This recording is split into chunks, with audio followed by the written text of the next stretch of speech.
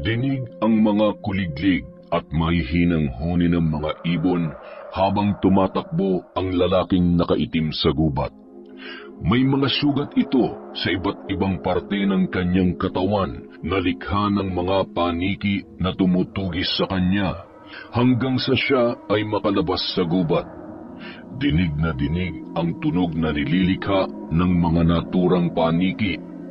Kumuha siya ng isang dakot na asin mula sa plastik, saka isinaboy yon sa mga nagliliparang paniki. Naglaho sa hangin ang mga paniking yon. Isang takot pa ang natira at yun na ang huling asin na dala-dala niya. Isinaboy niya ulit yun, pagkatapos ay muli na siyang tumakbo papalayo. Saglit na nagpahinga ang lalaki, dala ng matinding pagod. Habol ang hininga habang sinisilip kung nariyan pa ang mga humahabol sa kanya. Inilabas niya ang kanyang anting-anting mula sa kanyang bulsa. Kailangan ko mahanap ang susunod na maaaring tagapagmana ng anting-anting ni Ninong, tulad ng habilin niya. Kung maaari ko lang gamitin ito, pero hindi ako ang pinili ng Tres Pico Roma. Kung bakit kasi naiwan ko pa sa banyo yung medalyon ko eh. Isinilid niya ang kwintas sa bulsa ng kanyang jacket na itim, saka muling nilingon ang kanyang pinanggalingan. Nakita niya ang paparating na mga paniki na likha ng isang mabangis na mambabarang. Alam niyang likha ng itim na salamangka ang mga paniking yun at kaya nilang pumatay ng sinuman. Sinipat niya ang mga sugat sa kanyang katawan, lalo na ang nasa kanyang tagiliran. Napabuga siya ng hangin saka nagbalak tumakbo dahil papalapit na ang mga paniki. Inabutan siya ng mga ito. Nalaglag ang anting-anting mula sa bulsa nang hindi niya namamalayan habang dinudumog siya ng mga paniking alaga ng isang mambabarang. Nagawa pa rin niyang makatakbo at makalayo sa kabila ng kanyang panghihina at sugat-sugat na katawan. Noong gabi rin yun, patungo naman sa gubat si Angelito kasama ang kanyang kababatang si Ramon.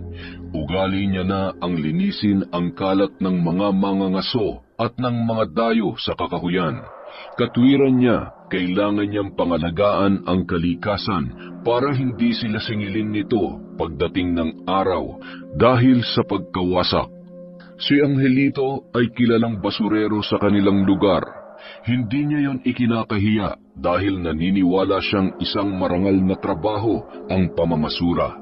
Habang tulak-tulak ang kariton patungo sa gubat kasama si Ramon, nakasalubong nila ang isang grupo ng mga kalalakihan na natataranta habang may buhat-buhat na isang lalaking walang malay. May dalang sulo at flashlight ang ilan sa kanila. Nakasunod dito ang isang ginang at isang binatilyo na panay ang iyak. Ano ba yung nangyari dun? May buhat-buhat silang lalaki na walang malay. Baka may sakit. Itay! Itay! Bata, ano nangyari sa tatay mo? Hindi ko po alam. Basta na lang po nagsuka si Itay ng mga uod. Itay! Pwede ba magsuka ng uod ang isang tao? Anong klaseng sakit yun? Ewan ko. Ngayon ko lang rin narinig yung ganyang pangyayari. Parang ayokong isipin na magkakaroon ako ng ganong uri ng sakit. Mas lalo naman ako sa gandang lalaki kong to, tapos susuka ako ng uod. Ew! Puro ka talaga kalokohan. Halika na nga't na makarami tayo.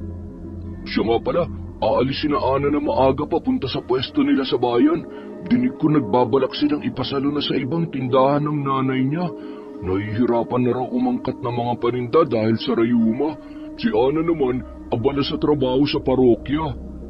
Maaga akong pupunta sa bahay nila para maihatid ko sila mag-ina. Maghahanap din ako ng pwede magamit na sasakyan para hindi sila mahirapan sa biyahe. Masigasig ka talaga sa panliligaw kay Ana ha? Ipagpatuloy mo lang yan. Seryoso ako sa kanya, Ramon. At kaya kong maghintay ng sagot niya kahit gaano pa katagal. Mukha naman eh. 2 taon ka na bang nanliligaw sa kanya? Ang tiyaga mo rin, oh. Ganun talaga kapag tapat ang pagmamahal, Ramon. Hindi ko kagayang ganong kahabang ligawan. Mainipin ako eh. Ayos ah. Gwapo mo eh, no? Babaero ka pa. Paiba-iba rin ang nagugustuhan mo. Oh, narito na pala tayo sa bungad. Sobrang dumi ngayon ah. Ilang araw ba tayong hindi nagawi rito? 3 araw lang. Nagiging sikat na kasi ang kagubatang ito sa mga turista at dayo. Mga hindi marunong mag-alaga sa kalikasan. Pero ayos lang, marami naman tayong maiuuwing kalakal. Sakto, kailangan ko rin makaipon para may pangregalo ko kay Lucia. Sinong Lucia? Hindi ko pa ba naikwento? Bagong bebot ko yun, nakilala ko sa bayan, may 1 buwan na. Ang ganda, Chong, bagay na bagay sa kapugian ko. Ay nako, napakababaero mo talaga. Hindi ba't may girlfriend ka? Sino nga yun? Lolita bang pangalan niya? Hiniwalayan ko na yun. Boring yun eh. Pero itong si Lucia, ang ganda nito. Grabe ang muka at parang ang bait-bait. Nakita niya na ba yung pinakatatago-tago mong bilbil? Huwag ka naman maingay. Maluwag na nga ang t-shirt na sinusuot ko palagi para hindi halata eh. Tsaka, nagpapapayat na ako ngayon, no? Bahala ka nga sa pambababae mo. Basta sinabihan na kitang tigilan mo yan ha. Baka makarma ka. Mamasuran na tayo. Dito ako sa gawing to magkakalkal ng basura. Doon ka naman sa kabila para madali tayo matapos. Ikaw nang gumamit ng lampara at malabo yung mga mata mo. Uy, teka. Kapag sinuswerte ka nga naman, may nakalaglag ng 10 pisong papel dito oh. Aba, swerte nga yan. Teka, dun muna ako't may kumikislap dun sa may damuhan. Baka may nakalaglag ng alahas. Pwede ko yung maibenta o maisangla kapag wala naghanap. Abay, kunin mo na at baka makuha pa yan ng iba. Teka, kwintas? Ha? Pakiramdam ko, parang may kuryenteng dumaloy mula sa kwintas papunta sa buo kong katawan. Hindi ko maipaliwanag pero nagiinit ang katawan ko, Ramon. Huh? Patingin? Wala namang kuryente ah. Nasisiraan ka na yata eh. Mayroon. Tingnan mo. Nararamdaman ko pa rin. Hawakan mo. May dumadaloy. Pero bakit parang kakaibang disenyo nito? Triangulo na may mata sa gitna at may 3 letrang A sa mga sulok. May nakasulat ding salitang... Ano to? Roma. Tingnan mo dito sa ibaba na mata. Teka, ngayon lang ako nakakita niya na. Hindi ko alam kung ano talaga to pero pakiramdam ko magdadala to ng swerte sa akin kaya susuotin ko na lang kesa isama sa ibebenta ko dun sa junk shop. Nawala na rin naman yung init. Makapaghanap pa nga. Mamaya mo makakita pa tayo ng ginto dito. Ipinagpatuloy ng dalawa ang pamamasura hanggang sa abutin sila ng hating gabi. Kinabukasan, maagang nagtungo si Angelito kina Ana para ihatid ang mag-ina sa palengke sa bayan. Magandang umaga, Ana. Nahiram ko tong kalesa ng tiyuhin ko. Ihatid ko na kayo sa bayan. Salamat, Angelito. Siya nga pala, nabalitaan mo ba yung kaguluhan kagabi? May nagsuka raw ng uod ah. Oo, nakasalubong namin yun ni Ramon kagabi. Ano kayang dahilan nun?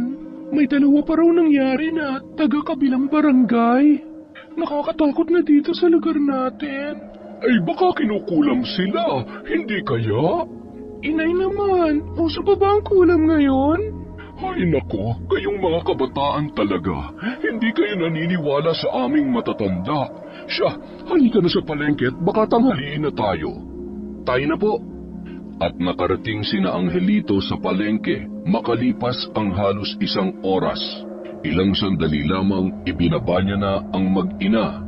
Nagpapaalam na siya sa dalawa nang maramdaman ni Angelito ang pag-init ng suot niyang kwintas na napulot nung nagdaang gabi. Ang init na medalyon ko!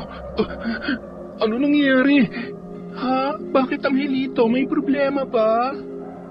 Wala naman. Hindi ko lang maintindihan kung bakit biglang nag-init tong suot kong kwintas. Baka naman nainitan lang ng araw. Magandang umaga, Ana. Ikaw pala, Lucas. Magandang araw din sa'yo. Siya nga pala, Si Angelito, kababata ko siya. Angelito, si Lucas, bagong lipat dito sa atin. Sila ang sasalo sa pwesto namin. Kumusta ka, Lucas? Ayos lang, salamat. Ana, kwentahin na natin ang natirang paninda ninyo para magkabayaran na rin tayo at makauwi na ako. Medyo mainit ang panahon kaya masama ang pakiramdam ko. Mauna na ako, Ana. Mukhang magiging abala kayo ngayon. Tsaka medyo masama rin ang pakiramdam ko. Bakit sabay pang sumama ang pakiramdam ninyo?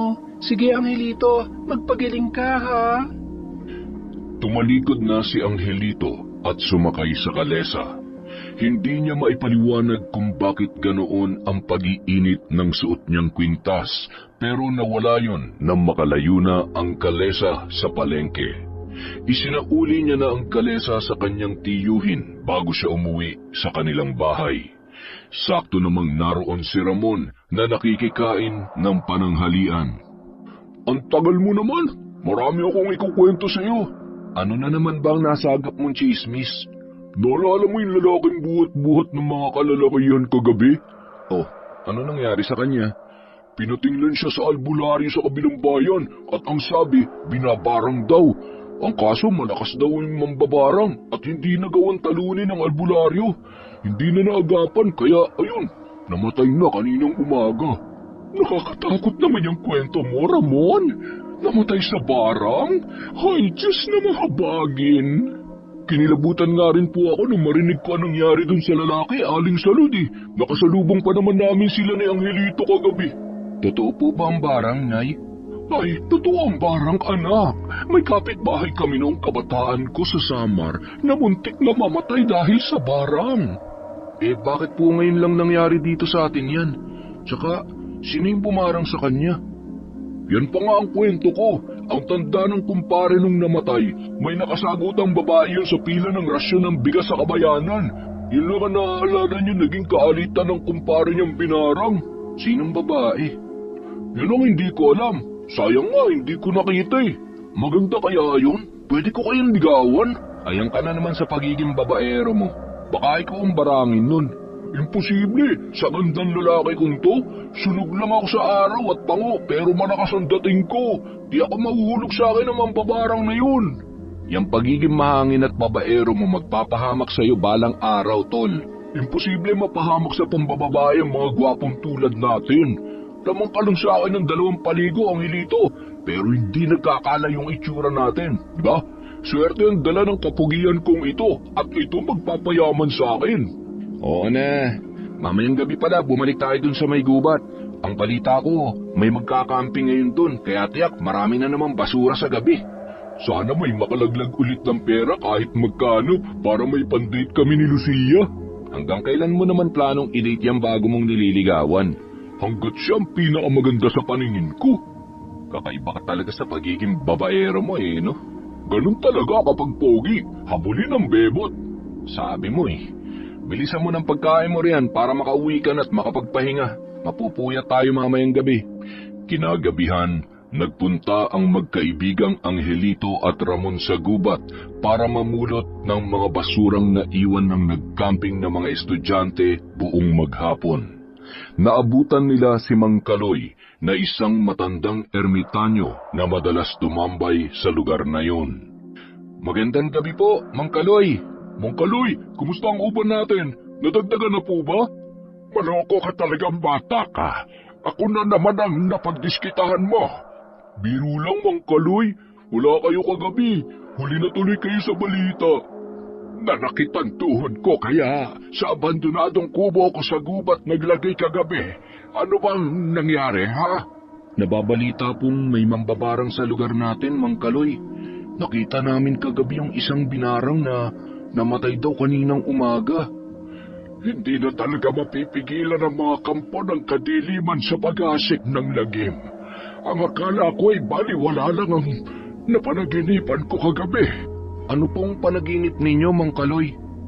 May nakita kong mga tao na sumusuka ng insekto. O hindi kaya ay may lumalabas na mga uod sa mga butlik nila sa balat. Nagkakatotoo talagang mga panaginip ninyo, Mang Kaloy, no? Naalala ko, sinabihan niyo kung makakakilala ako ng magandang babae. Totoo nga, sinusuyo ko na siya ngayon. Ramon, ang sinabi ko sa'yo, makakakilala ka ng magandang babae. Pero mag-iingat ka, Kako. Wala akong sinabi na ligawan mo. Sayang naman po, baka makawala pa. Masanay na po kayo sa kanya, Mang Kaloy. Lahat liligawan yan basta nakapalda. Teka, maiba ko. Yang suot mong kwintas, Angelito. Maaari ko bang makita? Eto po. Triangulo na may mata sa gitna, Mang Kaloy. May nakasulat din na Roma sa ibaba ng mata.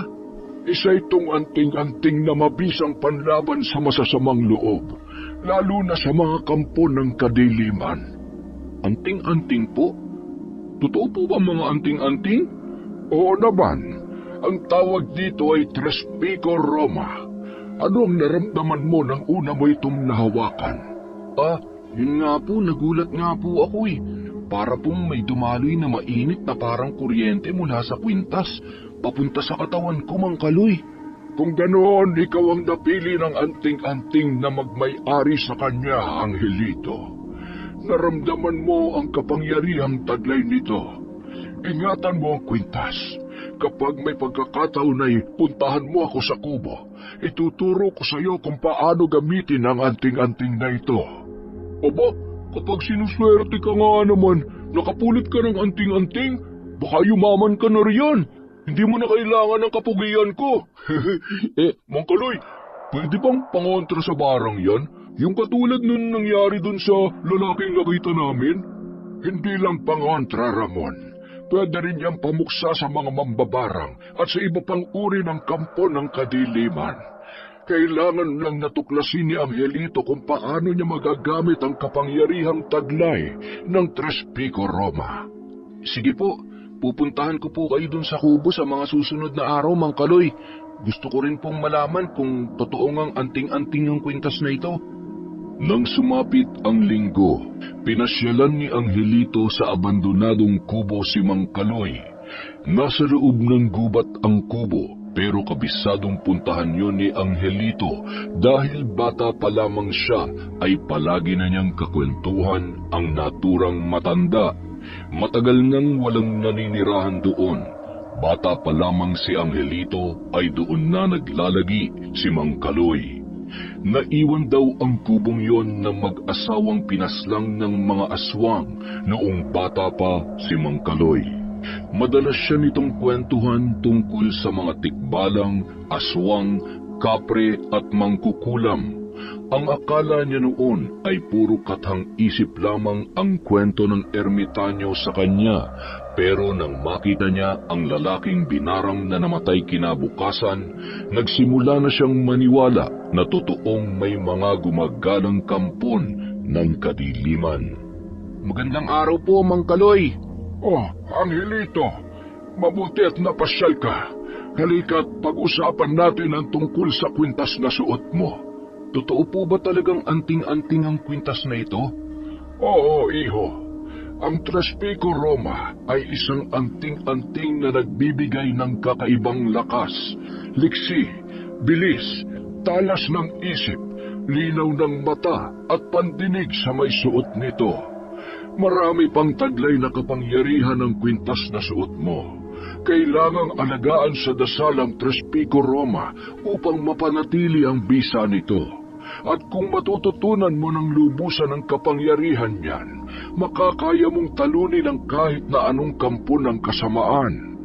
Paano ko po magagamit ang mga nabanggit niyong kapangyarihan ng kwintas na ito, Mang Kaloy? Usalin mo ng 2 beses sa isang araw ang mga dasal na Ama namin at sumasampalataya sa salitang Latin. Pagkatapos ay hawakan mo ang medalyon gamit ang iyong kanang kamay. Pumikit ka at damhin ang kapangyarihang dumadaloy mula sa medalyon. Bigkasin mo ang mga salitang sasabihin ko. Sundan mo ako. Sige po, Mang Kaloy. At ginawa nga ni Angelito ang bawat sabihin ni Mang Kaloy. Pumikit siya ng mariin at itinuon ang isip sa hawak na medalyon. Natapos ang pag-usal ng orasyon ni Angelito, Sinunod niya ang mga salitang binibigkas ng ermitanyo. Hindi niya yon naiintindihan, basta sinundan lang niya kung paano yun bigkasin ng matanda. Hawakan mo ulit ang medalyon. Pagkatapos ay pumikit ka at subukan mong talasan ang iyong pandinig at pakiramdam sa paligid. Sige po, Mang Kaloy. Ano ang naririnig mo? Meron po akong naririnig na para bang nagtitilian na mga babae doon sa may talon. Napakalayo ng lugar na yun dito pero bakit parang ang lapit? Pati yung lagaslas ng tubig doon, naririnig ko rin po. Isa lamang yan sa mga kakayahan na maaari mong matuklasan mula sa Tres Pico, Roma. Totoo pala talaga ang mga anting-anting. Ang akala ko ay sa pelikula lamang meron nito. Marami pa akong ituturo sa iyo na kakayahan ng anting-anting na yan. Sa ngayon ay sanayin mo na munang natutunan mong matalas na pandinig. Huwag mong kalilimutang orasyonal ng medalyon. 2 beses yon sa isang araw. Opo, Mang Kaloy. Tatandaan ko po ang bilin ninyo. Uuwi na po muna ako para makapagsibak ng kahoy na panggatong ni Inay. Sige, mag-iingat ka sa daan.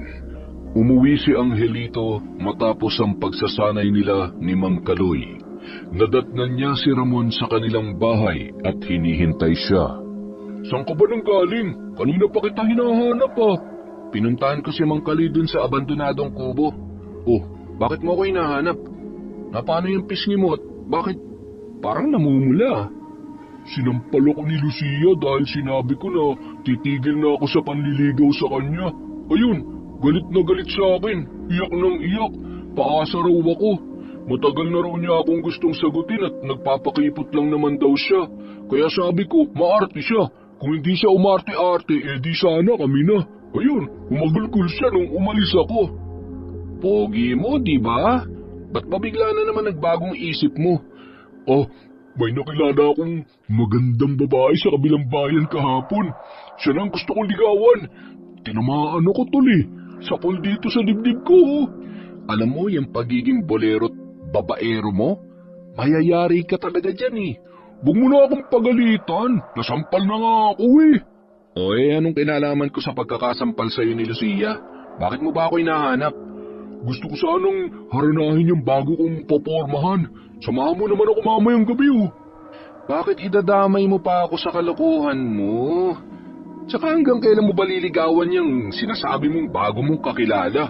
Seryoso na ako sa kanya, tol. Mukhang na-inlove na talaga ako kay Mirasol. Mahusay ka mag-gitara, di ba? Oo na, sige na, sasamahan na kita. Basta dumiskarte ka ng gitara ha. Sira na yung gitara ni Itay. The best ka talaga, tol. Isa kang tunay na kaibigan. Tadaanan kita mamayang gabi, ha? Masayang umalis si Ramon dahil napapayag niya si Angelito na samahan siya magharana sa bago niyang liligawan. Kinagabihan, sinundo ni Ramon si Angelito para haranahin si Mirasol. Ayos lang bang forma ko? Bakit ka nagputing polo na mukhang barong? Sarado pang butones hanggang liig. Para kang paglalamayan sa suot mo eh. Ito na ang uso ngayon kapag aakyat ng ligaw. Hindi na pwede yung kupas na damit ko na gamit sa pamamasura. Saan mo naman nakakuha yan? Doon sa kumpare ko, yung nagtatrabaho sa punerarya. Ewan ko sa'yo. Tara na, bilisan na natin. Aray! Oh, ano nangyayari sa'yo? Bakit namimilipit ka? Ang sakit ng tiyan ko eh. Ayos ka lang ba? Baka tinatawag ka na ni Mang Doro. Sino namang Mandoro yun? Aray ko! Di yung inidoro sa bahay niyo. Huwag mo na nga akong patawanin. Masakit na nga ang tiyan ko eh. Buti pa, umuwi na muna tayo. Mukhang mali ang tiyempo ng pag-akyat mo ng ligaw eh. Inalalayan ni Angelito si Ramon hanggang sa kanilang bahay. Wala ang ina nito sa kanila, kaya siya ang nag-asikaso sa kanyang kaibigan. Sinamahan niya ito papunta sa kanilang banyo. Subukan mo muna maglabas ng sama ng loob kay Mang Doro. Baka hindi ka nakapaglabas kanina. Hindi ako nadudumi, Angelito. Aray! Gamitin mo muna. Baka nadudumi ka lang talaga. Ano ba kasi ang kinain mo? Tuyo lang naman ang kinain ko ngayong hapunan. Nagtitipid ako para makapanligaw eh. Yan, dahil sa pambababae mo, kaya nadidisgrasya ka. Hindi naman sa... Teka, Ramon, bakit may uod yung suka mo? Ramon, ano nangyayari sa'yo? Aray! Tulungan niyo kami! Inalalayan ni Angelito si Ramon, saka inilabas ng bahay para dalhin sa albularyo. Kutob ni Angelito na binabarang ang kanyang kaibigan, katulad na nangyari sa lalaki na namatay kamakailan lang. Naglabasan ang mga kapitbahay ni Ramon at nakiusisa sa nangyayari sa binata. Hala, Ramon, may mga uod ang suka mo. Mukha yatang binabarang ka, Ramon. Tulungan niyo po akong madala siya sa albularyo. Sa kabilang bayan pa ang bahay ng pinakamalapit na albularyo dito at hindi ko alam ang bahay niya. Nako, pasensya ka na, Angelito. Ano nang gagawin ko? Teka, si Mang Kaloy. Pupuntahan ko si Mang Kaloy. Iiwan ko muna si Ramon sa inyo, Mang Teban, ha? Sige. Ako na munang bahala sa kanya magbantay.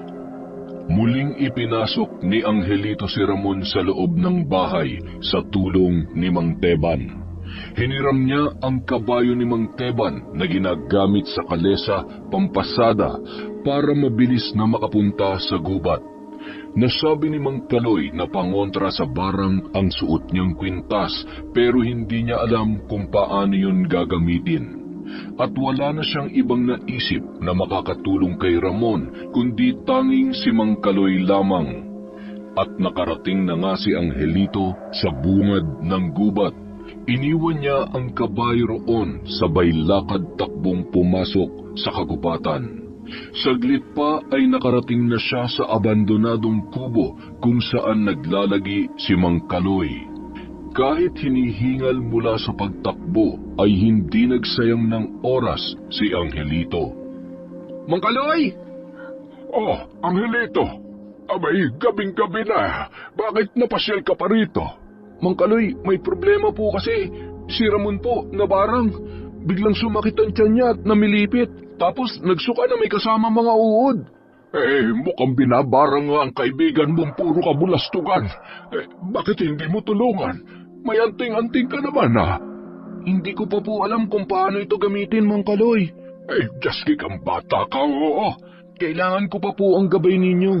Sumama po kayo sa akin sa bahay ni Ramon. Siya, sige. Halika na at baka lumala pa ang kalagayan ng kaibigan mong matigas ang ulo.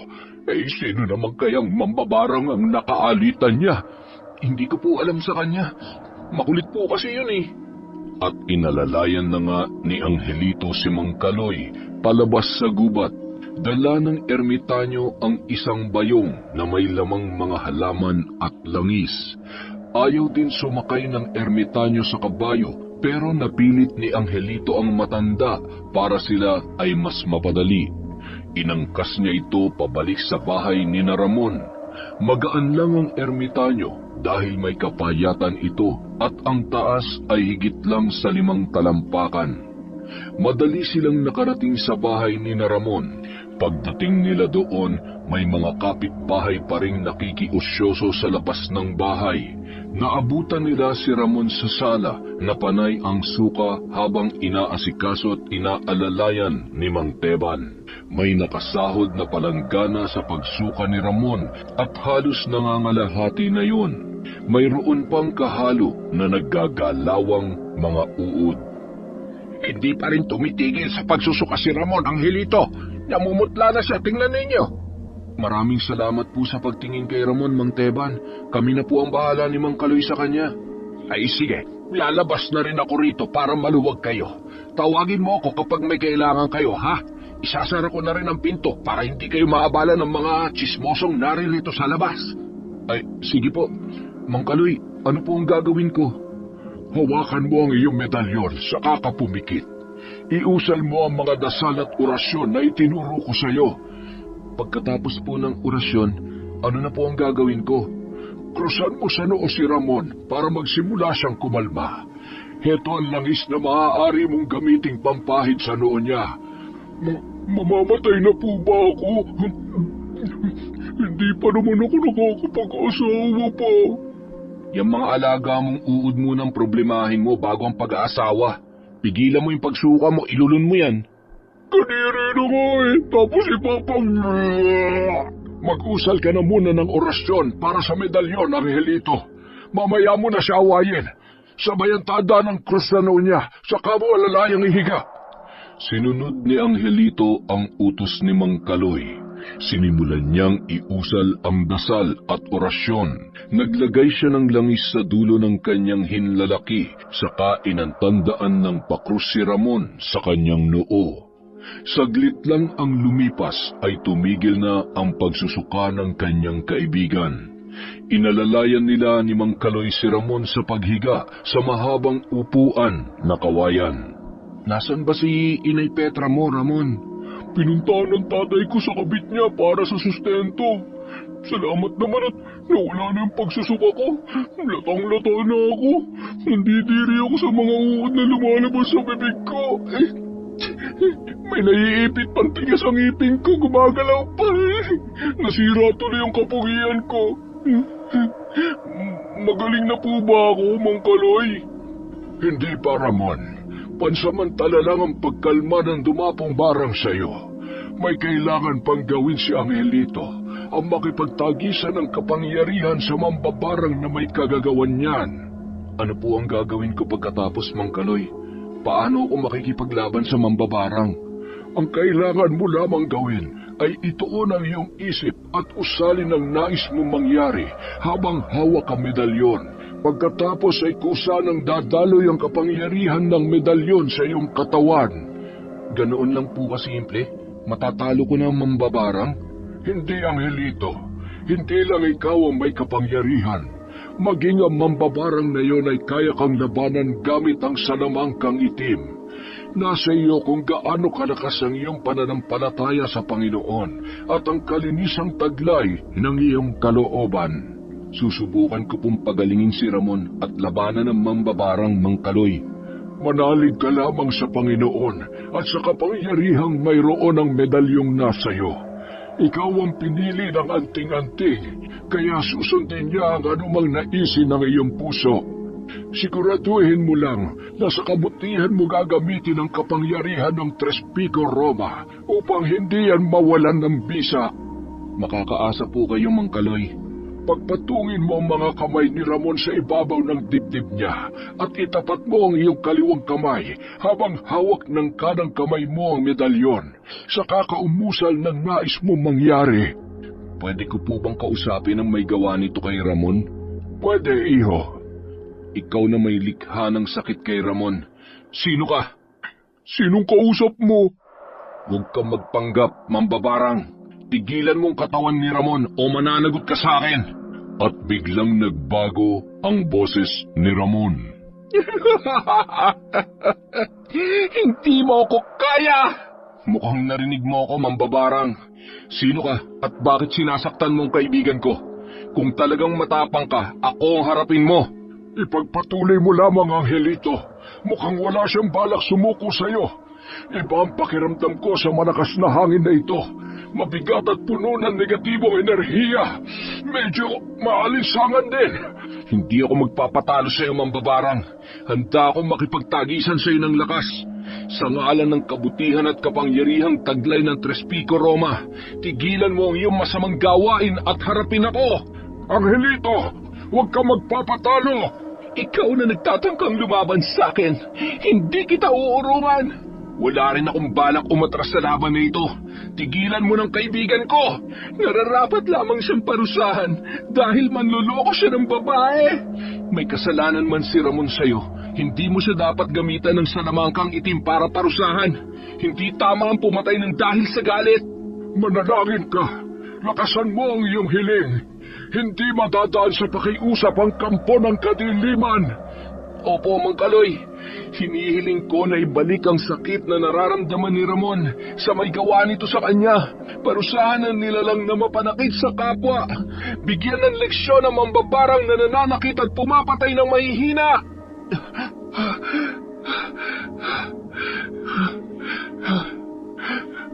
Nagdurugo ang ilong mo, Angelito. Ayos lang po ako, Mang Kaloy. Kaya ko po ito. Ituloy mo lamang ang pag-usal ng orasyon na itinuro ko sa iyo. Paulit-ulit na umusal ng dasal at orasyon si Angelito habang hawak pa rin ang Tres Pico Roma na nakapatong ang kamay sa mga kamay ni Ramon. Nagpatuloy ang malakas na ihip ng hangin sa loob ng bahay at naggagalawan ang lahat ng kasangkapan doon. Nagliwanag ang medalyon at dumaloy ang kislap nito hanggang sa buong katawan ni Ramon. Isang malakas na pag-alingaw-ngaw ng sigaw ng babaeng mambabarang ang pumuno sa paligid. Sigaw yun ng matinding sakit at pagkatalo.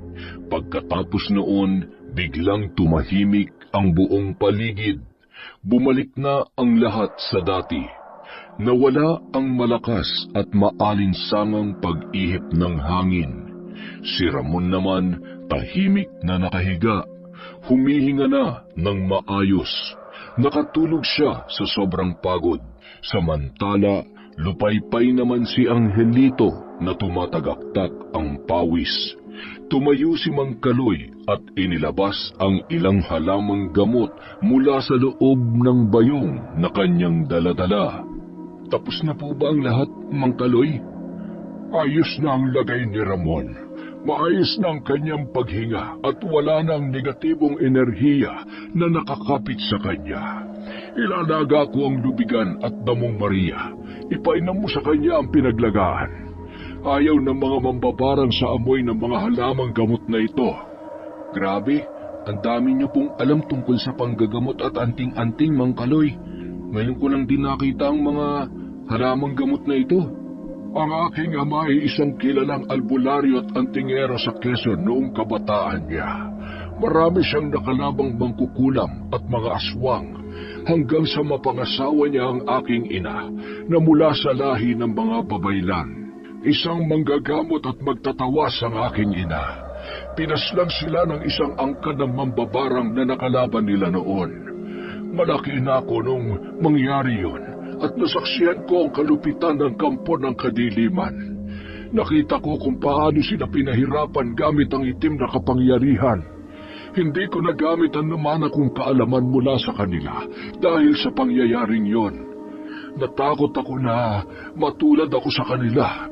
Ikaw, huwag kang gumaya sa akin, Angelito. Pinili ka ng Tres Pico Roma. Alam ng anting-anting na yan na ikaw ay karapat-dapat. Nagawa kong iligtas ang kaibigan ko dahil sa Tres Pico Roma, Mang Kaloy. Kaya tatanggapin ko ang tungkuling labanan ng mga kampo ng kadiliman at iligtas ang mga taong walang kakayang lumaban sa kanila. O siya, pagkatapos mong ipainom ito kay Ramon ay magpahinga ka na rin. Alam kong napagod ka sa pakikipagtunggali mo ng lakas sa mambabarang na iyon. Kumalat ang bali-balita tungkol sa pambabarang kay Ramon. At ang buong akala ng mga kalugar nila ay si Mang Kaloy ang gumamot sa kanya. Naging usap-usapan sa umpukan ang nangyari kay Ramon. Totoo ang sinabi ko. Nakita namin kung paano nagsuka ng mga uod si Ramon. Ako pa nga nagbantay sa kanya habang sinusundo ni Angelito si Mang Kaloy. Sinasabi ko sa inyo, naggagalawan ang mga uod. Buhay lahat. Nakakadiri talaga. Saan ba nagmula ang mga mambabarang na yan? Nakakapangilabot na nangyayari sa lugar natin. May mga mambabarang nang naligaw. Sino naman kaya ang susunod na bibiktimahin na mambabarang na yun? Iisa lang kaya siya o marami sila?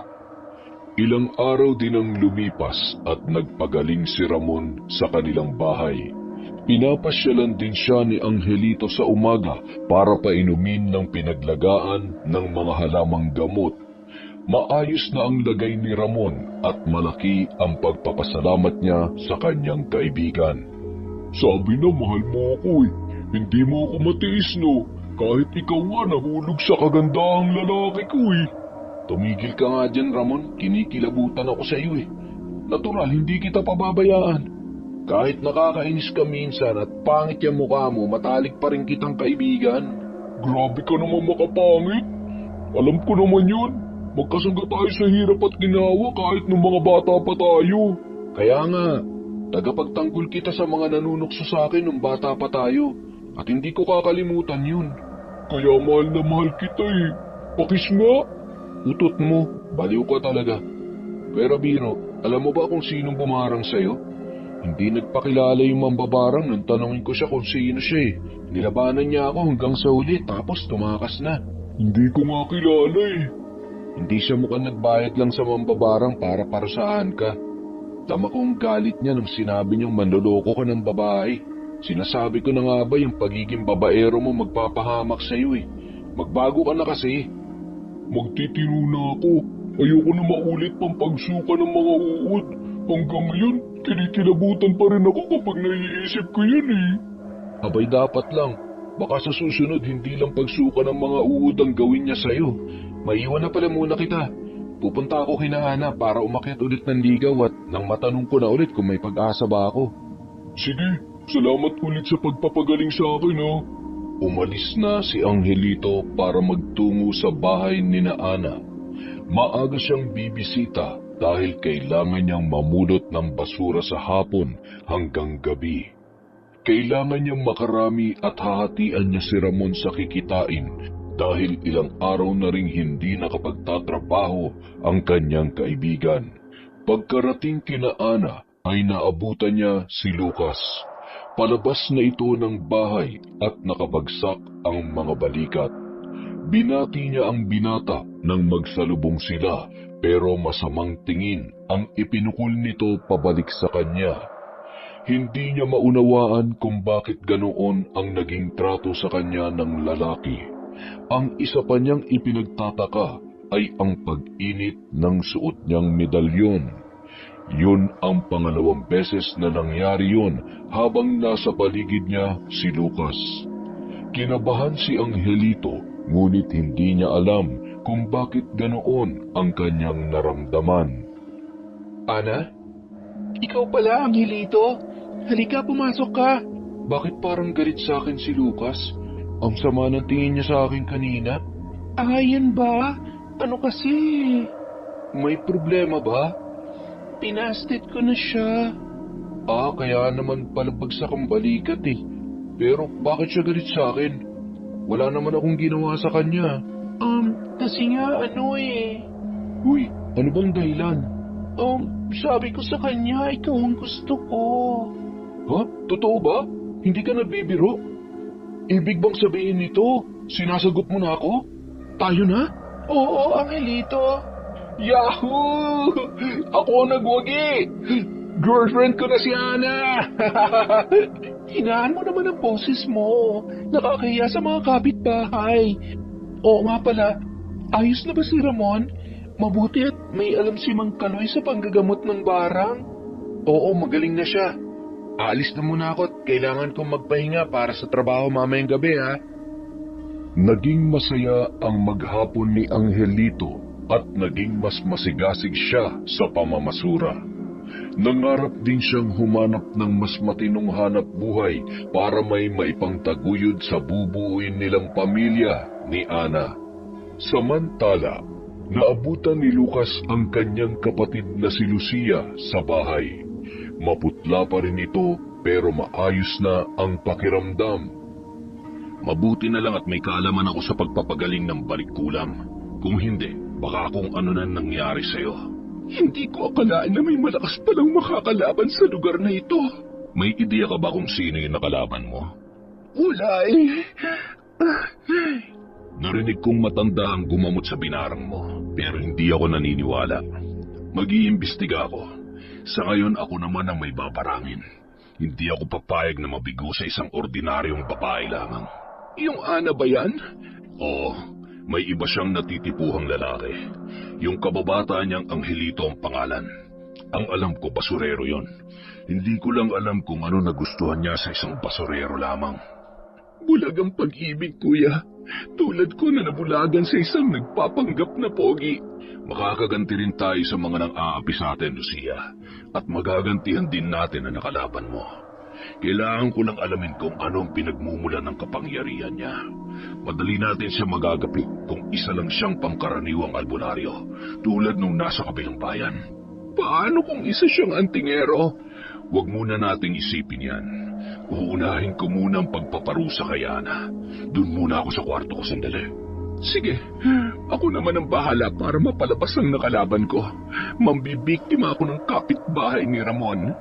Samantala, sa labas naman ng bahay ni na Angelito, habang abala sa paghahanda ng kariton para sa pamamasura, ay biglang nakarinig siya ng kaguluhan sa kanilang kapitbahay. Kinukulam ang panganay ni Mang Teban. Bakit po? Ano po nangyari sa kanya? Bigla na lang nanakit ang iba't ibang parte ng katawan niya, tapos namamaga ang pagkalalaki niya. Hindi po kaya nanunulang kaya namamaga yun? Tinawas siya ni Aling Iska at ang lumabas kulam. Hindi marunong manggamot yun. Itay, pupuntahan ko po muna. Baka makatulong ako sa kanya. Anak, ano naman ang alam mo sa panggagamot? Tinuruan po ako ni Mang Kaloy, Itay. Ako po ang nagpagaling kay Ramon, hindi po si Mang Kaloy. Hinayaan ko lamang sila na isiping si Mang Kaloy ang nagpagaling kay Ramon para hindi ako gaanong pagkaguluhan. Mahirap na po. Ang galing naman ng anak ko. Pero paano yan? Baka ipagkalat ni Mang Teban na ikaw ang gumamot sa anak niya. Bahala na po, Tay. Basta, kailangan ko po siyang tulungan. Makaraan ang ilang sandali. Mabuti dumating ka. Kinukulang si Lino. Hindi ba katulad nung nangyari sa'yo? Hindi naman. Sumasakit lang iba't ibang parte ng katawan niya na parang tinutusok. Saka namamaga yung ari niya. Tingin mo ba, iisa lang ang bumarang sa akin at ang may gawa nito sa kanya? Hindi ko rin alam, Ramon. Ang mahalaga ngayon, gumaling si Lino. Kaya ko na to kung kulam lang. Hindi ko naaabalahin si Mang Kaloy. Angelito, kailangan namin si Mang Kaloy pero wala siya sa kubo. Si Lino, ang anak ko, kinukulam siya. Hindi ko alam kung anong gagawin. Tanging siya lamang ang makakatulong sa amin. May kaunti ho akong kaalaman sa panggagamot ng kulam. Tinuruan po ako ni Mang Kaloy. Pwede po bang makita si Lino? Ay, maraming salamat. Halika sa loob. Tulungan mo si Lino pakiusap. Naroon siya sa silid niya at namimilipit sa sakit. Tayo na ho. Lino, anak, narito si Angelito. Gagamutin ka niya. Itay, ang sakit po ng katawan ko. Pati po itong ano ko, magang-magana. Meron ka bang nakaaway nitong nakaraan? Wala akong kaaway. Aray! Mang Teban, wala akong dalang halamang gamot dito. Maaari ba kayong maghanap ng damong Maria at lubigan? Pwede ring oregano. Magpatulong po kayo kay Ramon. Nasa labas po siya. Kapag nakakita kayo ay ilaga nyo agad pagka uwi para maipainom natin kay Lino. Sige, gagawin ko yan. Pakisara po ang pinto para walang makaabala sa amin habang ginagamot ko si Lino. Sige, aalis na ako. Lino, huminga ka ng malalim. Aayusin natin to. Sige. Hinawakan ni Angelito ang kanyang anting-anting at sinimulang bumigkas ng orasyon. Ang liwanag mula sa kanyang medalyon ay dahan-dahang bumalot kay Lino at ang pananakit ng bahagi ng katawan ng lalaki ay unti-unting bumalik sa normal. Subalit natagalan ang paggaling ng ari ni Lino at naramdaman niyang mas malakas ang kapangyarihang itim na tumama roon. Angelito, salamat ha. Hindi ko alam kung ano nangyayari pero nawala na ang sakit ng katawan ko. Normal na rin ang ari ko. Hindi pa tapos ang gamutan, Lino. Kailangan mong uminom ng pinaglagaan ng mga halamang gamot para tuluyan ang gumaling ang sakit na binigay sa'yo ng mangkukulam. Tatandaan ko ang bilin mo. Maraming salamat talaga. Ilang oras din ang lumipas bago nakabalik sina Mang Teban at Ramon. Dala nila ang mga halamang gamot. Agad nila yung nilaga at ipinainom kay Lino ang pinaglagaan. Pagkatapos ay nagpaalam na sina Angelito at Ramon kay Mang Teban. Dumiretso sila sa bahay nila Ramon. Sino makakakala na magiging isa kang manggagamot? Malaking tulong talaga na pulot mong anting-anting. Inadya siguro talaga na ikaw ang makapulot niyan. Siguro nga, Ramon. Ayos din naman dahil nakakatulong ako sa mga nangangailangan, lalo na ang mga biktima ng mga barang at kulam. Kumusta nga pala kayo ni Ana? Nagtanong ka ba kung ano nalagay mo sa kanya? Yun palang ibabalita ako sa'yo. Sinagot na ako ni Ana. Girlfriend ko na siya. Uy, mabuti naman. Ilang taon mo ba siyang niligawan? Basta, sobrang saya ko ngayon dahil may inspirasyon na ako. Mauna na pala muna ako at kailangan kong mamasura na. Sige, bukas makakasama na ako. Kailangan ko lang magpahinga pa ng kaunti. Kinabukasan, habang naglalakad si Lucia papunta sa tindahan, ay narinig niyang nag-uusap ang mga tambay na naroroon. Nabalitaan niyo ba? Kinulam ang anak ni Mang Teban na si Nino. Parang may tumutusok daw sa iba't ibang parte ng katawan niya tapos namaga yung ano niya. Narinig ko nga yan. Taranta sila dahil hindi nila alam kung saan dadalhin para ipagamot si Lino. Hindi marunong manggamot ang magtatawas na tumingin sa kanya, kaya halos nawalan siya ng pag-asa. Wala rin daw si Mang Kaloy sa kubo. Ang balita ko, yung anak ni Aling Salud ang gumamot kay Lino. Tinuruan daw yan ni Mang Kaloy kaya marunong at napagaling niya si Lino. Abay, magaling pala yung anak ni Crispin, ano? Kaswerte nilang magkaroon ng anak na marunong manggamot. Sana naman ay mura lang siya maningil para hindi tayo gumastos ng malaki pag nagpagamot tayo sa kanya. Hindi niya naman daw siningil si Teban dahil tumanaw yata ng utang na loob sa pag-alalay ni Teban kay Ramon nung kinulam yon. Hindi ba't sanggang dikit yung dalawang yon? Eh, napakabuti talaga ng batang yon at masipag yon kahit noon pa man. Narinig yung lahat ni Lucia kaya't nalaman niyang si Angelito ang kanyang nakatunggali. Nagmadali siyang umuwi para ihatid ang balita sa kanyang kapatid. Matapos namang malaman ni Lucas kung sino ang nakalaban ni Lucia, ay agad na siyang pumanhik sa silid at sinimulan ang ritual ng pagpaparusa kay Ana. Gagawin niya ang pinakamabagsik na barang na kanyang natutunan. Ikukulong niya ang diwa ni Ana sa bote at gagawin itong tulala hanggang sa tuluyan ng mawala sa wisyo habang buhay. Nagsindi siya ng 2 itim na kandila at inilagay yon sa harap ng pabaliktad na krus. Kinuha ang ilang kagamitan sa pambabarang, kabilang na ang manika na gawa sa tela at ang larawan ni Ana. Nakuha niya ang larawang yon sa isang studio kung saan nagpakuha si Ana. Binayaran niya yun ng doble para bigyan siya ng kopya. Isinulat niya ang buong pangalan ni Ana at ang kaarawan nito sa likod ng larawan.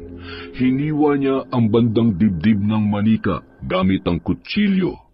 Itinupi niya ang larawan ni Ana saka isiniksik sa loob ng katawan ng manika. Inilapit ni Lucas ang manika sa bibig saka bumulong sa hangin. Umihip ng malakas ang hangin sa loob ng silid ni Lucas kahit nakasara ang mga bintana at pintuan. Kumuha rin siya ng isang katamtamang laki ng bote saka ipinasok doon ang manika. Binilugan ni Lucas ang bote saka yun isinara at isang napakatamis na pagnisi ang gumuhit sa kanyang mga labi. Kinabukasan, nagkakagulo sa bahay ni na Ana dahil tulala ang dalaga mula nung siya ay gumising ng umagang yun. Nabahala ang kanyang ina kaya dinala siya sa doktor. Angelito, alam mo na ba nangyari sa girlfriend mo? Bakit? Ano nangyari kay Ana? Isinugod siya sa ospital dahil tulala siya mula nang gumising kaninang umaga. Kahit anong gawin ng nanay niya ay wala siyang reaksyon. Puntahan natin siya. Samahan mo ko. Sige, tara! Hiniram ulit ni Angelito sa kanyang tiyuhin ng kalesa para agad na makarating sa ospital. Hinanap nila ang silid na kinaroroonan ni Ana pagkarating nila doon. Nadatnan nila ang ina ni Ana sa labas ng silid kausap ang doktor na tumingin sa dalaga. Ayon dito, sa resulta ng kanilang mga pagsusuri, wala namang sakit si Ana. Kaya ang payo nito ay humingi sila ng ikalawang opinyon sa ibang doktor sa ospital sa Maynila na mas kumpleto ang mga kagamitan. Aling Letina, kumusta po si Ana? Walang makitang sakit ang mga doktor. Halika, tingnan mo ang anak ko. Ana, kumusta? May masakit ba sa'yo? Ana, hindi kanya masasagot. Tulala lang siya na parang walang buhay. Kahit sa ingay o anumang bagay, wala ho siyang reaksyon? Wala, Angelito. Binanyusan ko na siya, pero wala lang sa kanya. Ana, nandito ako. Naririnig mo ba ako? Tol, anong tingin mo? Sabi ng mga doktor, wala raw siyang sakit eh. Pero ba't ganito si Ana? Dapat naresetahan na siya ng gamot, pero... Ramon, Aling Lenita, tingnan ninyo mga braso ni Ana. May maliliit na butlig na tumutubo sa balat niya. Hindi lang ito simpleng sakit. Hindi rin pantay ang mga hinliliit niya. May nambabarang kay Ana? Anong gagawin natin, Tol? Sinong gagawa nito sa kanya? Kailangan natin siyang mailabas dito. Wala magagawa ang mga doktor sa ganitong klaseng sakit. Ay, sige. Asikasuhin ko lang ang paglabas ni Ana. Dito na muna kayo, ha? Kailangan natin si Mang Kaloy. Hindi ko ito magagawa ng mag-isa. Hindi ko alam kung paano pagagalingin ang isang wala sa sarili. Tanging siya lang ang alam ko makakatulong kay Ana. Pero saan natin siya hanapin? Wala siya sa kubo nitong nagdaang araw. Wala rin sa tambayan sa gubat. Basta hanapin natin siya. Baka may nangyaring masama sa kanya. Sa ngayon, iuwi muna natin si Ana. Pagkatapos saka natin hanapin si Mang Kaloy. Sige.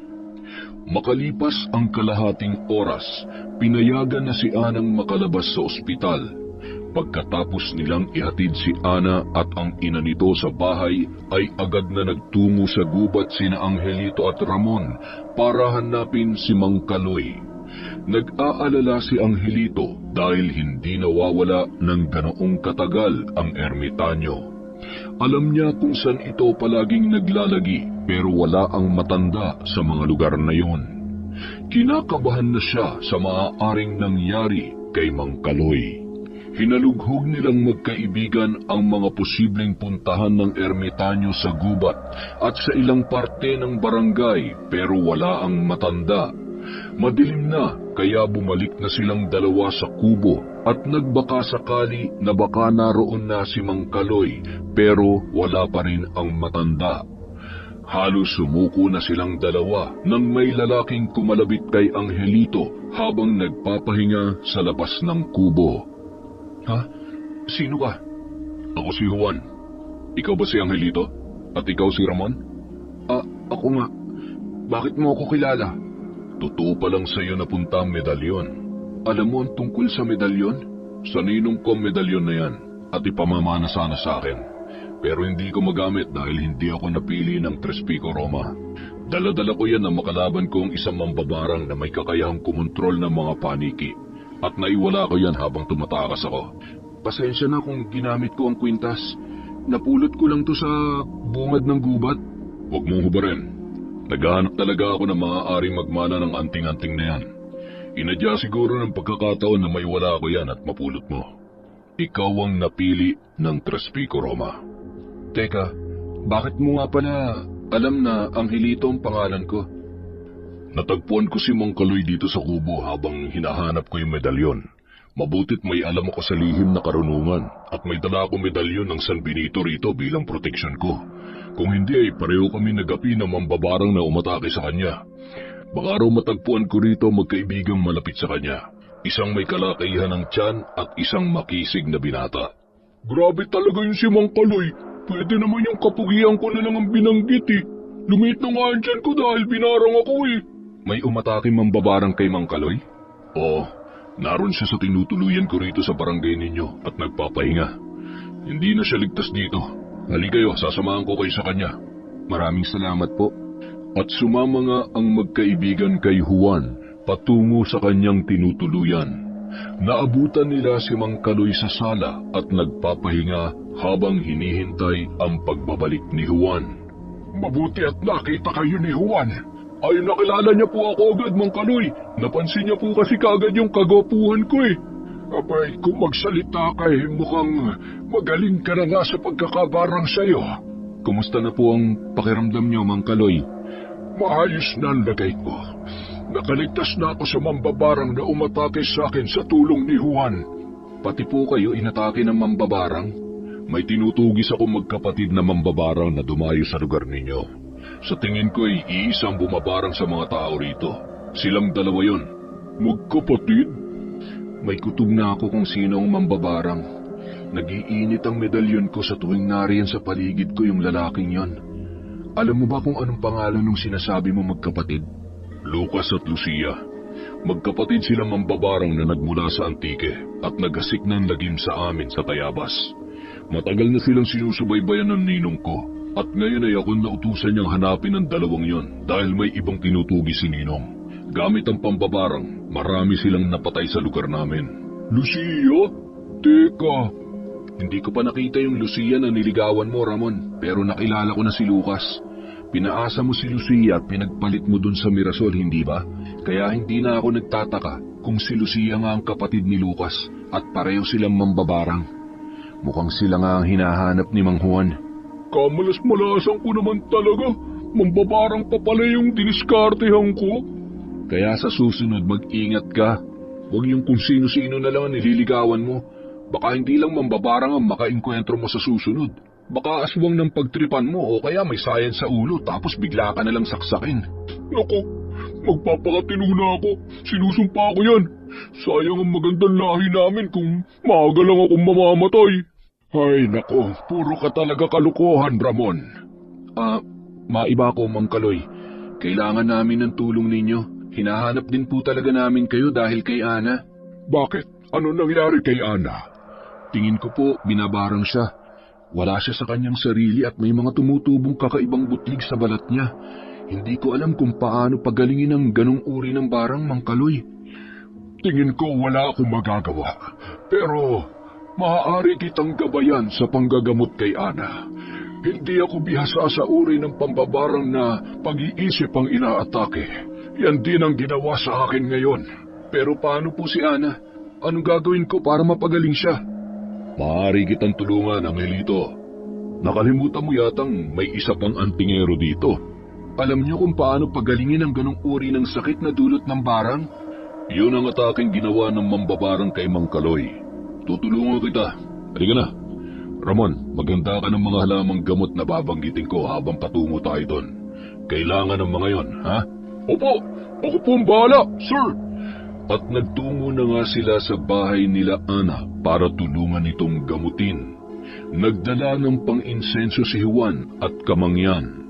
Sinabi rin niya kay Ramon ang lahat ng halamang gamot na ipapainom kay Ana. Humiwalay sa kanila ang binata at si Mang Kaloy para humanap ng mga halamang gamot na nasa listahan ni Juan.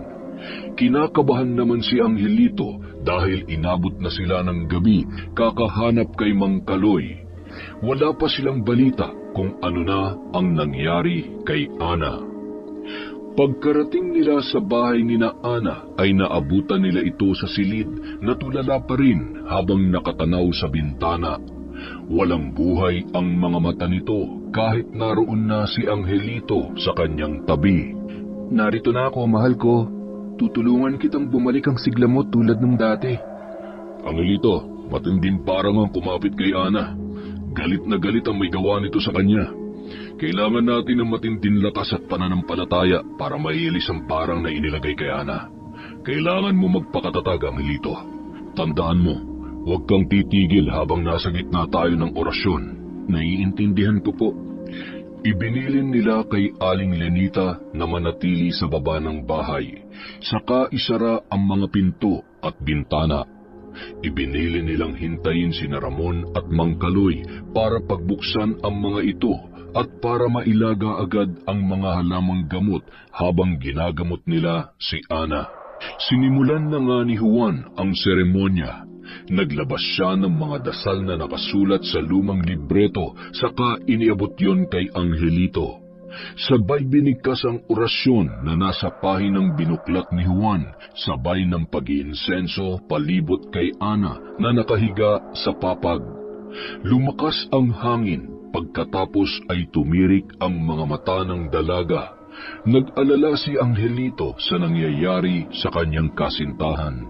Ramdam na ramdam ng binata ang bigat ng hangin habang nagpapalitan sila ng tingin ni Juan. Dama nila ang kapangyarihan ni Lucas at hindi nga sila nagkamali. Sa labas ng bahay, narinig nila ang marahas na kaluskos ng mga dahon at galaw ng hangin na parang umiikot. Naririnig din nila ang ingay na ginagawa ng mga paniki. Malakas na halakhak ng isang lalaki ang pumaibabaw at humalo sa tunog na likha ng malakas na hangin na yon. Bumubuka ang bibig ni Ana, subalit tinig ng lalaki ang naririnig mula sa kanya. Iisa nga ang kalaban nating mambabarang, Angelito. Simulan mo na siyang kastiguhin. Ikaw na mambabarang, layuan mo si Ana. Kung hindi, mananagot ka sa akin. Kung talagang matapang ka, harapin mo kami, mambabarang. Huwag ang babaeng walang laban ang pagtutuunan mo ng galit mo. Labanan mo kami, kapangyarihan laban sa kapangyarihan. Hindi kita uurungan, Lucas. Alam kong ikaw ang may gawa nito kay Ana. Kayong dalawa ng kapatid mo ang salot sa bayan namin. Hindi niyo ako kaya. Ganun pala, ha? At muling nagsalita si Ana sa tinig ng isang lalaki. Pinipilit mo kong harapin kita, Angelito. Ngayon makikita natin kung sino talagang mas malakas. Wala kang magagawa, Angelito. Hindi mo ako kayang talunin. Sabay na nagbigkas ng mga orasyon sina Angelito at Lucas, tagisan ng lakas ng antingero at mambabarang.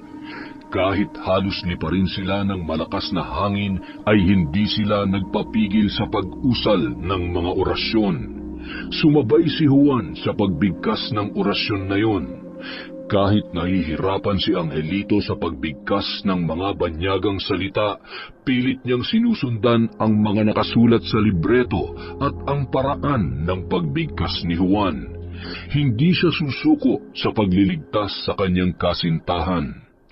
Nagpatuloy ang kanilang labanan. Nagpupumilit na talunin ang isa't isa gamit ang puwersang hindi nakikita ng mga ordinaryong mata. Sina Angelito at Juan ay patuloy sa kanilang orasyon at pag-iinsenso. Saktong dumarating naman sina Mang Kaloy at Ramon.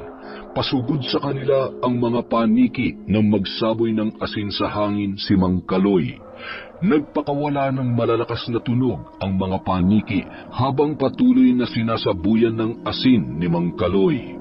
Parang usok na naglaho ang mga lumilipad na alagad ng dilim. Likha po ba ng itim na salamangka ang mga paniking yun? Hindi lamang pangontra sa aswang ang asin. Pwede rin sa pambabarang at sa itim na enerhiya. Pahingi po ako. Yan ang bagay sa inyo, mga pangit na paniki. Halika na, pumasok na tayo sa loob. Bilisan ninyo, Mang Kaloy, Ramon. Isarin niyo na po ang pinto, Aling Lenita.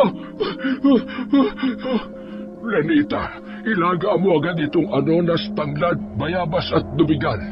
Paghaluin mo ang anonas sa tanglad para ipainom kay Ana. At pagsamahin mo ang lubigan at bayabas. Pagkatapos ay ipaligo natin mamaya sa kanya. Ramon, tulungan mo si Aling Lenita. Aakyat naman ako para tulungan si Angelito. Sige po, Mang Kaloy. Agad na tumalima sina Ramon at Aling Lenita sa utos ni Mang Kaloy. Umakyat naman ang ermitanyo para tulungan sina Angelito.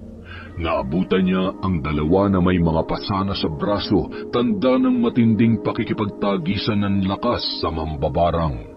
Napansin din niya ang tumutulong dugo mula sa ilong ni Angelito. Huwag kang susuko, Angelito. Ikaw ang nakatakdang tumapos sa kasamaan ng mambabarang na yan. Nakita ko na sa panaginip ko ang tagpong ito. Hindi ko susukuan si Ana. Poprotektahan ko siya laban sa mga mambabarang at sa sino mang mananakit sa kanya. Sasabayan ko kayo sa pag-usal ng mga orasyon. Tutulong ako, Angelito. Hindi nyo kayang lakas ng kapangyarihan naming dalawa ng kapatid ko. Hindi magpapatalo ang kabutihan at nananampalataya sa Panginoon. Ama namin, sumasalangit ka. Ngayon na, Angelito, ibalik mo sa kanya ang sakit. Hinihiling ko na ibalik ang kasamaan sa aking katunggaling mambabarang! Kumislap ang Tres Pico Roma na hawak ni Angelito at ang San Benito ni Juan. Napuno ng liwanag ang buong silid ni Ana pagkatapos ay narinig nila ang malakas na sigaw ng dalawang tinig. Ang tinig na nagmumula kina Lucas at Lucia. Narinig din nila ang tunog na nabasag na bote mula sa kung saan. Unti-unting bumalik ang kulay sa magkabilang pisngi ni Ana. Nawawala na ang bakas ng mga butlig sa balat ng kasintahan ng binata. Bahagyang pumaling ang ulo nito, tanda na bumabalik na ang kanyang malay. Angelito! Ana, kumusta ang pakiramdam mo? Ayos lang ako, Angelito. Salamat sa Panginoon at maayos na ang lagay mo. Hindi ko alam ang gagawin ko kung may nangyaring masama sa'yo. Uy, huwag naman kayo manginggit dyan. Huwag kang magulo, Ramon. Humanap ka ulit ng mambabarang napaparusahan ka dahil sa pagiging babaero mo. Hindi na, magpapari na lang ako kaysa makipag-date ulit sa mambabarang. Baka pumangit pa ako niyan. Tumabi ka nga dyan. Ana, inumin mo na muna itong pinaglagaan ng halamang gamot. Pagkatapos ay paliliguan ka ng herbal ng iyong inay mamaya. Maraming salamat po, Mang Kaloy. Huwag ka sa akin magpasalamat. Si Angelito nagpagaling sa'yo. Tumulong din pala ang bago nating kaibigan na si Juan. Mang Juan, maraming salamat po sa tulong ninyo. Malaking bagay din na sa akin napunta ang Tres Pico Roma dahil dito nalagpasan namin ang problema sa mga mambabarang. Nakatadhana na sa iyo mapunta ang anting-anting at itinakda na ikaw ang tumalo sa kanila. Sa tingin nyo, magbabalik pa kaya ang dalawang yon? Hindi na. Kung sakali mang makaligtas sila sa balikbarang na dinasal natin ay hindi na sila babalik pa rito. Magpapakalayo-layo na yon, sigurado ko, at magtatago. Iniiwasan nila ang mga antingero na malupit na lumalaban sa kanila. Kaya nga tinaguan nila si Ninong nun eh. Subukan lang nilang bumalik. Makakatikim sila sa akin. Hindi ko pa rin nalilimutan na binarang ako ni Lucia. Totoo ba yung narinig ko na magpapari ka na? Joke lang yun, Mang Kaloy. Pararamihin ko ang lahi ng magagandang lalaki at babae sa buong mundo. O paano? Kailangan ko na rin bumalik sa amin para maibalita kay Ninong na tapos na ang misyon kong tugisin ang magkapatid na mambabarang. Maraming salamat po ulit sa inyo, Mang Juan. Napakalaking tulong ng nagawa nyo para sa amin. Wala yon. Ingatan at alagaan mo ang Tres Pico Roma. Kapag dumating ang oras na kailangan mong humanap ng tagapagmana ng medalyon, hayaan mong dalhin ka nito sa tamang tao. Yun ang natutunan ko nung di sadyang mawala sa akin yan. Tatandaan ko po yan, Mang Juan. Maraming salamat po. Sige, magpapaalam na ako. At umalis na nga si Juan. Samantala, inasikaso ni Aling Lenita ang pagpapaligo kay Ana ng katas ng halamang gamot habang pinagpapatuloy ni Mang Kaloy ang pag-iinsenso sa buong kabahayan. Nagbantay naman sa labas ng bahay sina Angelito at Ramon. Hindi ko akalain na mangyayari sa atin yung pinagdaanan natin. Tama ka. Isa lang tayong ordinaryong basurero na may simpleng pangarap sa buhay. Pero napakarami nating dinanas nitong mga nakaraang buwan. Ipagpapatuloy mo ba ang panggagamot at pagtugis sa mga mambabarang at mangkukulam? Oo, mukhang ito nga nakatadhana sa akin, Ramon. Sa akin napunta ang anting-anting na ito para sa misyong pagpuksa sa kampo ng dilim, tulad ng magkapatid na yon.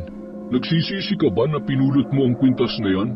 Hindi, dahil ito ang tumulong sa akin para mailigtas ko kayong dalawa ni Ana. Pareho kayong mahalaga sa akin. Sabi ko na nga ba, tinamaan ka na sa akin eh. Pakis nga. Sira ulo, ikaw ang tatamaan sa akin dyan eh. Nang sumunod na mga araw, nakarating sa taong bayan na ang magkapatid na sina Lucas at Lucia ang mambabarang nasalot sa kanilang lugar. Narinig yun ni Mang Teban habang nag-uusap sina Ramon at Angelito sa labas ng bahay ni na Ramon, kaya agad na kumalat yun sa buong bayan. Napagdesisyonan ng magkakanayon na sugurin ang magkapatid sa bahay ng mga ito. Samantala, sa bahay ni na Lucas at Lucia, makikita na wala sa sariling katinuan si Lucas. Tulala lang ito na nakatingin sa kawalan. Hindi pa alam ng magkapatid na alam na ng mga tao ang tungkol sa kanilang pagiging mambabarang. Walang malay ang dalawa na papasugod na ang nagkakaisang taong bayan para sila ay tugisin. Kuya, hindi ako marunong mag-alis ng balikkulam. Anong gagawin ko? Kuya! Ana, Kuya, naririnig mo na ako? Ana, kapatid ko. Kuya, maingay sa labas. Maraming tao. Nagkakagulo sila. Alam na nilang mambabarang tayo, kuya. Kuya, anong gagawin natin? Hinila ni Lucia ang kapatid para makatayo at inakay para makatakas sa galit ng mga tao. Sa likod bahay sila dumaan. Hindi na nakapag-empake pa ang dalawa kaya naiwan nila ang kanilang mga kagamitan sa pangkukulam. Nakapasok ang mga tao at nakita nila ang mga naiwang gamit ng magkapatid. Doon nila napatunayan na tunay nga mambabarang sina Lucas at Lucia. Kaya naman sinunog nila ang bahay na tinirhan ng magkapatid. Makalipas ang ilang linggo, nagbalik na ulit ang sigla ni Ana na parang nagdahilan lamang. Naging maayos at tahimik na ang kanilang barangay matapos matalo nila ang Angelito ang magkapatid na mambabarang. Ilang buwan lang ang nakalipas na manhika na sina Angelito at ang mga magulang niya para planuhin ang pagpapakasal nila ng kanyang kasintahan. Ikakasal na tayo. Hindi ka ba nagsisisi na basurero lang ang mapapangasawa mo? Hindi ka lang basta basurero, Angelito. Ikaw ang tagapagligtas ko. Isa pa, ikaw nang gagamit ng kalesa ng tiyuhin mo para ipasada, hindi ba? Oo, mahal ko. Yun ang magiging hanap buhay natin. Hindi kita pababayaan. Alam ko yan, mahal ko. Siya nga pala, gusto yatang sumabay ni na Ramon at Mirasol sa kasal natin. Papayag ka ba ron? Oo naman. Matalik mo siyang kaibigan. At malaki na itulong niya para gumaling ako. At dumating na nga ang araw ng kasal ni na Angelito at Ana, Ramon at Mirasol. Imbitado ang mga malalapit nilang kaibigan sa kasalang yon. Naroon si Mang Kaloy na kinuhang ninong ng dalawa. Imbitado rin si Juan na kinuhang bestman nina Angelo at Ramon. Isinama rin ni Juan ang ninong Ted niya para makilala nina Angelito. Lumit ang tiyan natin Tama yan. Mang Kaloy, kailangan yan para hindi ako ipagpalit ng maganda kong misis. Sa panahon kasi ngayon, hindi sapat yung gwapo ka lang Wala pa yung mga bride natin. Nasaan kaya sila? Late na sila. Kinakabahan ako Nariyan na sila sa labas. Umayos na kayo at maghintay sa harap ng altar. Opo, Mang Juan. Halika na, Ramon. Naglalakad na ang dalawang bride patungo sa altar nang biglang sumulpot si Lucia. Itigil ang kasal! Ay, ano ka ba naman, Lucia? Hindi ka pa ba nakapag-move on? Ayoko sa'yo! Ayoko sa mambabarang! Huwag mo na akong habulin pa! Feeling mo hinahabol kita? Ang kapal na mukha mo! Ayoko lang makita na masaya kayo! Lalo ka na, Angelito! Hindi ka ba kinikilabutan? Nasa tahanan tayo ng Diyos. Hindi mo mapipigilan ang pag-iisang dibdib namin. Hindi mo masisira ang araw namin. Lalabanan kita. Hahamakin ko ang lahat. May paghiganti ko lang si Kuya. Ako na ang bahala sa babaeng ito gamit ang kapangyarihan ko. Ninong, anong ginagawa mo rito? Nandito ako para tugisin ka, Lucia. Hindi maaari. Sige, takbo. Ang lakas ng loob mo magpakita pa rito, ha? Mang Juan, bakit tumakbo yung pagkakita sa ninong nyo? Isang malupit na antingero si Ninong Ted. Wala siyang binubuhay na aswang o mambabarang. Siya rin ang pumaslang sa mga salot na magulang ng magkapatid na yon. Sa palagay ko ay yun ang dapat mong matutunan, Angelito. Isang pagpapatiwaka lang hayaang mabuhay ang kampo ng kadiliman. Wala silang sinasantot, hindi nagpapakita ng awa sa mga binibiktima nila. Gaganti rin sila kapag may pagkakataon at kahit abutin pa ng matagal na panahon. Kaya pala ganun na lang ang takot niya na makita ang ninong nyo. Balang araw, magiging katulad din ako ng ninong Ted nyo. Huwag na sanang bumalik ang mambabarang na yon. Nagkapobya na ako eh. Para tuloy nalalasahan ko na naman yung uot. Sana nga hindi na, baka mahuwapya ka pa. Pero hindi na babalik yun. Takot lang niya sa atin. Tuloy ang kasal! Nagsimula na uling tumugtog ang musika at ipinagpatuloy na ng dalawang bride ang paglakad patungo sa altar. Habang kabado namang naghihintay ang dalawang groom sa harapan. At yun na ang simula ng bagong yugto sa buhay ng magkaibigang basurero na sina Angelito at Ramon. Nagpatuloy sa pagiging albularyo at antingero si Angelito habang tinuturuan siya ni Mang Kaloy ng mga bagong kaalaman. Nagawa niyang sanayin ang kapangyarihan ng Tres Pico Roma. Maging si Ramon ay nagsanay na rin sa pagiging albularyo.